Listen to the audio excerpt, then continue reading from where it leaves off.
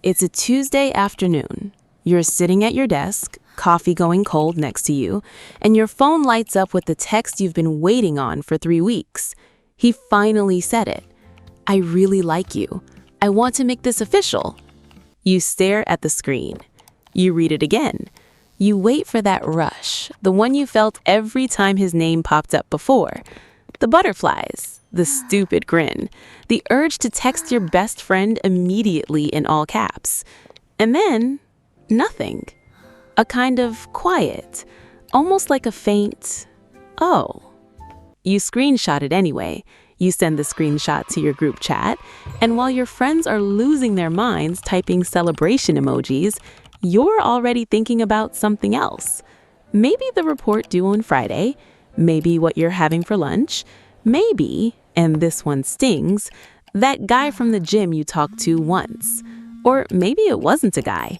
Maybe it was the job you fought for, the apartment you saved for, the number on the scale you've been chasing for 6 months, the moment you finally crossed the finish line you'd been staring at for so long, and the finish line just stood there, looking back at you, a little underwhelmed, honestly. You got what you wanted, and somewhere between wanting it and having it, you stopped wanting it.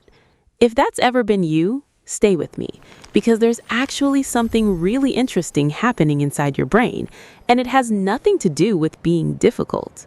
Let's be clear about something before we go any further. This is not a commitment problem. This is not immaturity.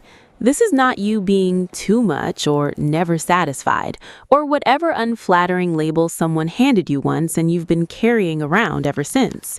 This is not a you problem. You are not afraid of good things, and you are not doing this on purpose. What's happening has a name. It has research behind it, and once you understand it, the whole thing starts to make a lot more sense. You didn't lose interest because you don't care. You lost interest because your brain did exactly what it was designed to do. Here's what's actually happening in your brain. Positive psychology teacher Tal Ben-Shahar coined a term for this: the arrival fallacy. The belief that when we finally arrive at the destination, the relationship, the achievement, the thing, will feel transformed, permanently better, finally complete. But the arrival doesn't deliver what the anticipation promised. The moment comes, and then life just continues. Plain language version, your brain sold you a story about the destination, but it forgot to mention that feelings live in the journey, not the arrival. And here's the part that actually explains why. Berridge and Robinson spent years studying what dopamine actually does, and what they found quietly disrupts everything we think we know about desire. Dopamine is not the tiny happiness button people think it is. A lot of the time, it's more like the wanting button.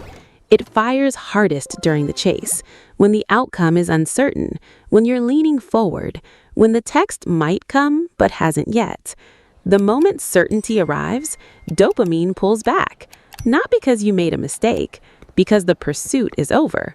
Your brain wasn't built to linger at the finish line. It was built to look for the next one. That restlessness you feel after getting what you wanted, that's not a flaw in your character. That's your neurochemistry working exactly as designed. Now let's go one layer deeper. And I promise this part is worth it. Berridge and Robinson found that your brain has something almost like a magnet.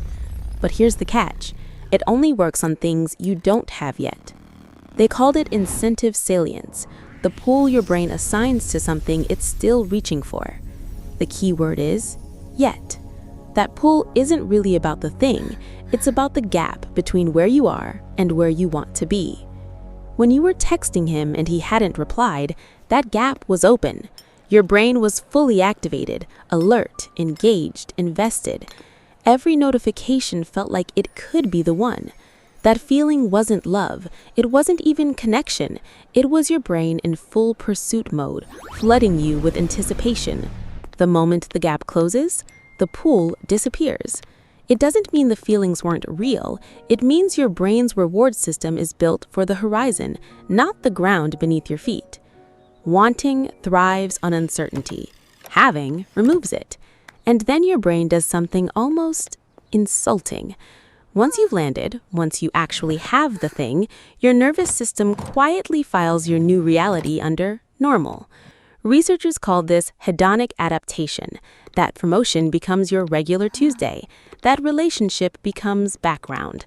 The thing you worked for becomes the baseline, and your brain, ever efficient, always forward-looking, starts scanning for whatever's next.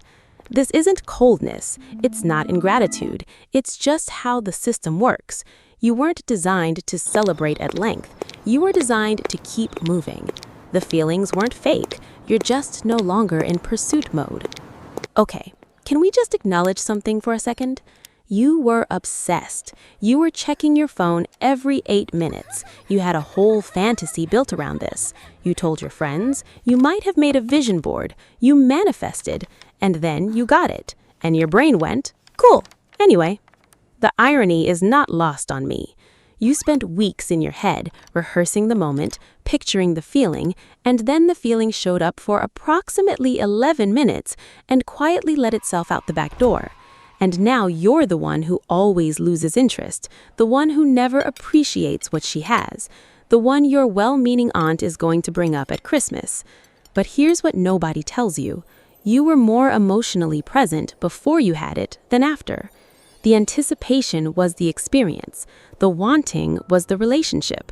And you didn't fail to feel enough. You already felt everything, in advance, in your head, at 2 a.m., during the chase. Your brain ran the race. It just forgot to tell you the finish line was at kilometer 3. Here's the part that actually matters. Most people have never been told that any of this is even a thing, so they just keep ending chapters that were actually fine, doubting feelings that were genuine, wondering why the emotion never stays, and quietly assuming that means something is wrong with them. But nothing is wrong with you. People who experience this pattern, who feel lit up by pursuit and quieted by arrival, are not emotionally unavailable. They are not incapable of depth. They are, almost always, the ones who feel things most intensely. They're the ones who invest fully, early, and without reservation. They're the ones whose imagination runs ahead of reality, building entire worlds out of what could be. Sound familiar? The cost of this pattern is real. You've probably ended things that were good, not because they were wrong, but because the electricity faded and you didn't know that was supposed to happen. You've confused "this got quiet" with "this stopped being right." So where does it all go? It doesn't go anywhere. It was always real. Desire is just noisier than satisfaction. Anticipation has a louder frequency than contentment. And most people, not just you, are simply not wired to sustain peak emotion indefinitely. That's not a romantic failure. That's biology. But here's the thing. Some things are worth staying for, even after the dopamine quiets down. And some things were always just the chase wearing a costume. The difference matters, and you can't see it clearly when you're still convinced something is fundamentally broken in you. You're not hard to love, you're just used to loving the becoming, not the being. The chase is loud, but sometimes the quiet is where the real thing begins. If this felt like it was written specifically about you, it kind of was. This channel is a space for exactly this kind of conversation, the strange little patterns we all have, the ones we don't always know how to explain, but somehow recognize immediately when someone finally says them out loud. If any part of this felt a little too familiar, drop something in the comments. Even just a "yep, that's me." Because honestly, it helps more than you think to realize how many people are sitting with the same quiet confusion after getting what they thought they wanted. You're not alone in this, not even close. And if you want more conversations like this, the kind that make you laugh a little, think a little, and maybe feel slightly too seen, subscribe. No pressure, you know where to find me. And remember, sometimes the chase is loud, but the thing that's actually worth keeping is usually quieter. I'll see you in the next one.